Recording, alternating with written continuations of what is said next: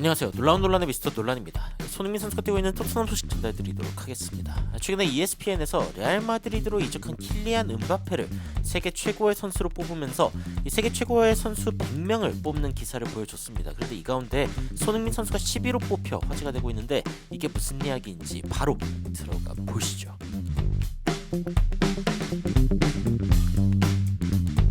ESPN에서 세계 최고의 선수 100명을 선정을 했습니다. 여기에서 이제 10명의 골키퍼, 그리고 30명씩 수비수, 미드필더, 그리고 공격수들을 이렇게 나눠가지고 뽑았는데 그 명단에서 손흥민 선수가 공격진에서 10위에 오르는 모습을 보여줬습니다.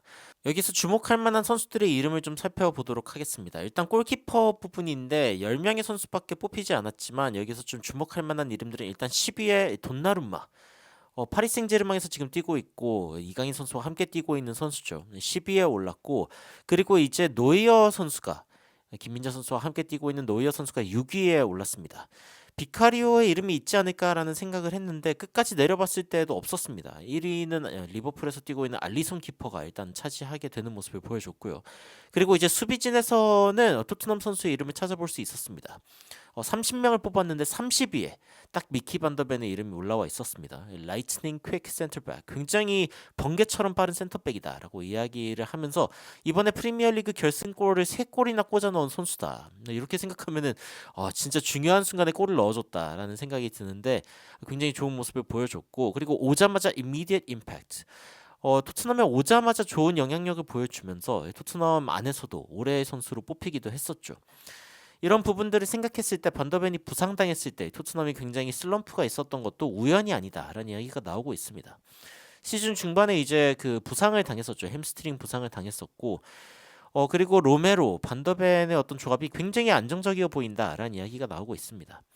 다음 시즌 같은 경우에도 결국에는 반더벤이 토트넘의 굉장히 중심적인 역할을 하지 않을까라는 이야기가 나오면서 로메로와 미키 반더벤, 이 둘의 조합에 대해서 극찬한 포스테코글루 감독의 인터뷰 역시 실어놓은 모습을 볼 수 있는데, 근데 이 명단에서 이제 로메로의 이름은 없었습니다. 토트넘 선수로서는 유일하게 수비진에서 이름을 올린 선수가 바로 반더벤이었고, 또 뭐 주목할 만한 어떤 그 선수들은 13위 이제 데리우트 선수, 역시 이제 김민재 선수와 함께 뛰는 모습을 보여줬었는데, 그런데 이제 김민재 선수 역시 이 명단에 오르지 못하면서 좀 아쉬웠다. 물론 이번 시즌은 맞지 않는 감독과 뛰었기 때문에 그럴 수 있다라는 생각이 들기는 하지만요. 여튼 데리우트는 60%의 태클 성공률을 보여주면서 이 수비진에서 굉장히 좋은 안정적인 역할을 보여줬다라는 평가를 받았습니다.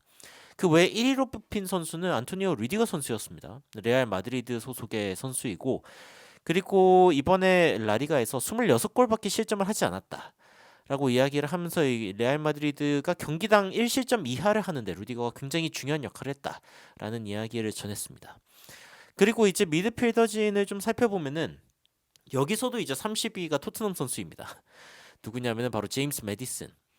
굉장히 inventive playmaker, 뭔가 영감이 있고 창조적인 어떤 플레이메이커 역할을 하고 있다라고 이야기를 하면서 2023-24 시즌에 87.4%의 패스 성공률을 보여줬고, 심지어 공격진에서도 상대방을 공격하고 있는 그 공격 지역에서도 85.2%의 패스 성공률을 보여주면서 플레이메이커로서의 역할을 잘 보여주고 있다라는 이야기를 했죠. 안제 포스테코글루 감독은 메디슨을 데려오는 것, 특히 이제 그 4천만 파운드로 데려오는 것에 대해서 노브레이너, 이건 뭐 당연히 데려와야 되는 선수였다라고 이야기를 할 만큼 여튼 꽤 큰 신뢰를 받았는데, 문제는 이제 시즌 후반기에 약간 좀 이제 폼이 저하된 그런 모습을 보여주기도 했었고요. 그래서 이제 인저리 프로블럼, 아무래도 이제 그 부상 이후에 폼이 좀 안 좋아졌던 그런 상황들, 마지막 한 3달 정도를 못 뛰는 그런 상황들이 있었기 때문에 메디슨의 어떤 폼이 좀 회복되는 게 굉장히 중요하다. 하지만 여전히 포스테코글루 감독의 계획상에서는 중요한 선수이면은 틀림이 없다라고 평가를 했습니다.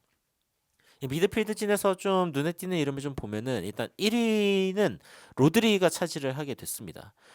이게 이제 좀 의외라고 생각할 수도 있던 게, 레알 마드리드의 주드 벨링엄 선수가 엄청나게 큰 주목을 받았지만 그래도 이제 로드리가 가장 중요했다. 그리고 미드필드진에서는 굉장히 이제 존재감이 크다라는 평가를 받으면서 맨시티의 어떤 반석과 같은 선수다라는 평가를 받았습니다.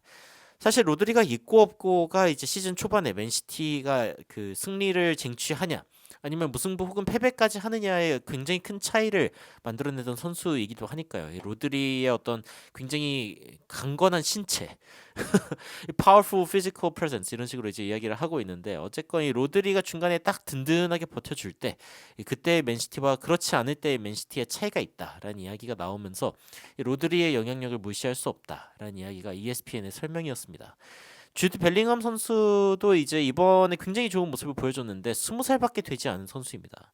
굉장히 어린 선수고 레알 마드리드에 오자마자 엄청나게 큰 영향력을 보여줬다라고 이야기를 하면서 거의 뭐 호날두나 아니면 디스테파노와 같은 그런 전설적인 레알 마드리드의 선수들과 그 데뷔 시즌의 임팩트가 좀 비교되고 있다라는 이야기가 나오고 있습니다. 지금은 이제 뭐 주드 벨링엄에 대한 어떤 그 하이프, 그러니까 뭔가 좀 많은 사람들의 기대치가 조금 더 이제 뭐 내려왔다고 할 수 있죠. 좀 더 현실적인 그런 상황인 상황에서도 여하튼 주드 벨링엄이 이번 시즌에 보여준 어떤 모습을 평가할 때 2위 자리까지 오를 수 있다. 미드필더진에서 2위 자리까지 오를 수 있는 그런 활약을 보여줬다라고 평가를 하고 있습니다. 뭐 데뷔 시즌을 봤을 때 여하튼 주드 벨링엄이 잘했다는 그 사실 자체는 부정할 수 없다라는 이야기를 계속하고 있는 그런 언론의 모습을 볼 수가 있죠. 그리고 다음 시즌 같은 경우에는 킬리안 음바페와 또 함께 뛰게 되는 그런 상황이기 때문에 벨링엄이 더 많은 어시스트를 기록하고 더 많은 공격 포인트를 기록할 수 있지 않을까라는 어떤 기대를 받고 있기도 합니다. 이런 부분 지켜봐야 됐고 자 이제 공격진에 대한 이야기를 좀 해볼 텐데 혼란이 여기에 이제 올라가 있다라는 이야기가 이제 그 헤드라인에 있지만 전체적인 순위를 살펴보면은 흥미롭습니다. 일단은 30위에 요케레스 선수가 있는데 스포르팅을 이제 그 포르투갈 리그 우승을 이끈 공격수이고 지금 이제 토트넘과 연결되고 있는 선수죠. 일단은 30위에 올라 있어서 30위가 결국 다 토트넘 선수가 될 확률이 있다라는 생각이 지금 들고 20위에 크라바첼리아 선수의 이름이 보여가지고 좀 반가워서 가져와 봤습니다. 크라바돈나. 근데 이번에 이제 나폴리가 굉장히 안 좋은 그런 성적을 거두면서도 여전히 크라바첼리아는 14골 14개의 어시스트를 만들어냈단 말이죠. 그래서 개인 기량만큼은 절대로 부정할 수 없다라는 이야기가 나오고 있습니다. 행오버 이어 뭔가 좀 나폴리가 올해는 약간 좀 굉장히 힘든 그런 상황이었다. 한 해 우승을 하고 김민재 선수와 함께 우승을 하고 지금은 약간 좀 리스타트를 해야 되는 재부팅을 해야 되는 그런 상황이라고 이야기가 나오고 있는데 그런데 지금 크라바첼리아뿐만이 아니라 오시멘 역시 다양한 그 팀들에게서 제한을 받고 있는 상황이기 때문에 떠날 수도 있다라는 이야기가 나오고 있습니다. 알렉산더 이삭 선수 뉴캐슬에서 이제 뛰고 있는 이삭 선수도 18위를 기록했고 올리 와킨스 아스톤 빌라에서 뛰는 올리 와킨스도 17위. 그리고 이제 크리스티아노 로날두 호날두가 이제 15위에 지금 위치해 있는데 뭐 이런 부분들도 눈여겨볼 만해서 가져와 봤고 오시멘 13위 이런 식으로 이제 나오고 있습니다. 그런데 이제 재밌는 부분 중에 하나가 11위에는 콜 파머까지 올라오면서 손흥민 선수의 이름이 없는 건가 싶었는데 와 10위에 손흥민 선수의 이름이 올라와 있습니다. 그래서 이제 스타일, 이 플레이 스타일을 봤을 때 페이스, 앤 클리니컬 피니싱, 그러니까 굉장히 빠른 속도와 그리고 결정력이 좋은 마무리, 뭐 이런 부분들에 대해서 이야기하고 있고 양발 능력 이 부분 이제 빼놓을 수 없죠. 그리고 이제 주목할 만한 통계가 있다면은 one of five Premier League players, 이 10개의 골 그리고 10개의 어시스트 이상을 기록한 5명의 선수 중 한 명이다라고 이야기가 나오고 있습니다. 이번 시즌 프리미어리그에서 이제 텐텐을 기록한 선수가 별로 없습니다. 이만큼 이제 손흥민 선수가 공격적인 그런 부분, 그러니까 그 골을 만들어내고 어시스트를 만들어내는 능력이 출중하다라는 걸 알 수 있는데 이 새로운 매니저가 와가지고 새로운 플레이 스타일이 이제 있을 것 같았지만 그래도 뭐 same old 소니 그냥 손흥민은 손흥민이었다라고 이야기를 하면서 steadily successful players 아주 꾸준하게 성공적인 그런 모습을 보여주는 굉장히 꾸준하게 좋은 경기력을 보여주는 선수였다라고 평가를 받았습니다. 지난 5시즌을 봤을 때에도 평균 15골 15.6골을 넣고 그리고 어시스트도 8.4개를 기록하는 선수가 바로 이 손흥민 선수다라고 이야기를 하고 있고 이번에는 일단 그 토트넘의 캡틴으로서 첫 번째 해를 보냈죠. 굉장히 그 frantic 광란의 그리고 possession hungry 굉장히 그 점유율을 많이 가져가고자 하는 그런 스타일에서 어쨌건 캡틴으로서 굉장히 좋은 모습을 보여줬다라는 평가를 받았습니다. 2024-25년에 대한 어떤 예상도 있었는데 손흥민 선수의 원래 계약은 2025년까지로 예상이 되어 있고 예정이 되어 있는데 2026년까지 이제 연장한다는 이야기가 나오고 있죠. 근데 그렇다 하더라도 어차피 손흥민 선수에 대한 어떤 이적이나 아니면 이제 추후 토트넘이 어떻게 손흥민 선수와의 어떤 결정을 할 것인가, 재계약을 할 것인가 등등에 대한 부분은 이 다음 다가오는 해에 정해질 수밖에 없는 상황입니다.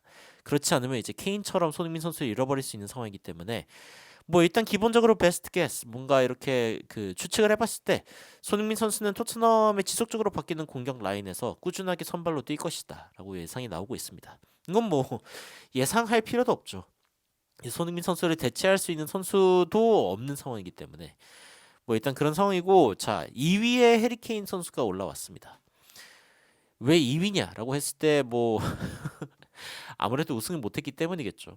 분데스리가 골든부츠를 다시 한번 타냈다. 36골을 넣으면서 게리트 밀러와 함께 분데스리가 한 시즌에 네 번째로 많은 골을 기록한 선수로 이제 올라와 있다라고 이야기를 하고 있는데, 데뷔 시즌에 이렇게 좋은 모습을 보여줬음에도 불구하고 팀이 이제 우승하지 못한 부분, 이런 부분들이 확실히 좀 아쉬울 수밖에 없는 부분이고, 오히려 1위를 차지한 선수는 킬리안 은바페였습니다.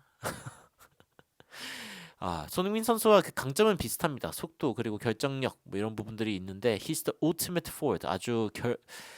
그야말로 결정체다. 이 공격진 그 자체다라고 이야기가 나오고 있습니다. 이 은바페는 리그왕을 지금 6회 연속 우승하고 있고, 그리고 메시나 레반도프스키, 뭐 게르트 밀러 등등만이 지금 일부 리그에서 그렇게 많은 우승을 했다라고 이야기가 나오고 있는데, 스코어링 타이틀, 그러니까 그 최다 득점자 같은 경우에는 지금 메시, 레반도프스키, 뮬러 외에는 은바페만큼 이렇게 많은 득점왕을 기록한 선수가 없었다라는 이야기가 나오고 있습니다. 기본적으로 그가 레알 마드리드로 가게 된 이유도 이런 결정력 그리고 개인 능력이 출중하기 때문인데, 그런데 이제 그 은바페가 레알 마드리드로 간 게 레알 마드리드에게 과연 도움이 되는가? 사실 이번 시즌에 레알 마드리드가 챔피언스리그 우승도 했고요. 전체적으로 굉장히 좋은 한 해를 보냈는데 지금의 레알 마드리드보다 압도적으로 좋아질 것인가? 이런 부분에 대해 이제 의견이 좀 분분합니다. 왜냐하면 은바페가 팀워크적으로 그렇게 좋은 모습을 보여주는 선수가 아니기 때문에 이 팀에 악영향을 미칠 수 있다라는 이야기도 나오고 있고, 여하튼 지켜봐야죠. 다음 시즌 과연 은바페가 어떤 모습을 보여줄지, 이런 부분들도 많은 축구 팬들의 기대를 받고 있는 부분 중 하나입니다. 여하튼 이런 명단이 공개가 됐을 때 토트넘 팬들은 이제 이런 부분에 대해서 굉장히 주목하는 모습을 보여줬고, 다만 이제 ESPN이 순위가 좀 잘못됐다. 어떻게 반더벤 뭐 좋긴 한데 로메로가 왜 없는 거냐. 그리고 야 사카가 손흥민보다 위에 있네. 뭐 이런 이야기도 있었는데, 여하튼 이런 부분들을 쭉 살펴볼 때, 외신에서는 여전히 손흥민 선수의 어떤 기록들, 그리고 이번 시즌에 이 손흥민 선수가 보여준 어떤 능력들에 대해서 여전히 높게 평가하고 있다라는 생각이 듭니다. 이번 시즌 손흥민 선수는 사실은 팀원들 그리고 스쿼드가 아직 리빌딩이 제대로 되지 않은 그런 상황에서 자신의 강점을 제대로 보여주기 좀 어려운 상황에 있었거든요. 근데 이번 시즌의 어떤 활약만을 좀 거의 주로 다루고 있는 이 명단에서 손흥민 선수가 10위에 올랐다라고 하는 건 저는 나쁘지 않은 선방이다라는 생각이 들기도 합니다. 아무래도 이제 팀원들이 어떻게 했느냐 그리고 팀 성적이 어떻느냐 이런 부분들이 이 선수의 평가에 영향을 미치게 되기 때문이죠. 여하튼 손흥민 선수는 자신의 개인 기량만으로 이 정도의 평가를 받은 건데, 여러분들은 지금 ESPN에서 발표한 이 명단에 대해서 어떤 생각이 드시나요? 댓글로 의견 남겨주시면 더욱 흥미로운 영상으로 여러분들을 찾아뵙도록 하겠습니다. 이상 놀라운 논란 미스터 논란이었습니다. 시청해주셔서 감사합니다.